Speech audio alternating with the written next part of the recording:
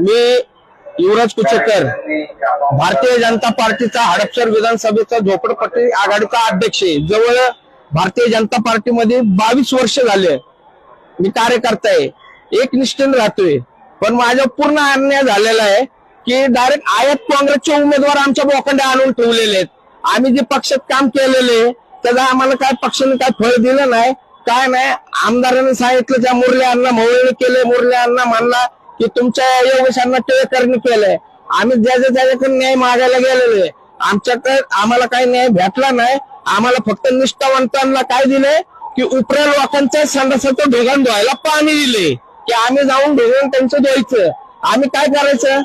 पक्ष आम्ही वाढवलाय, काँग्रेसवाल्यांनी वाढवला नाहीये का? पक्ष कार्यकर्ते मजबूत नव्हते का?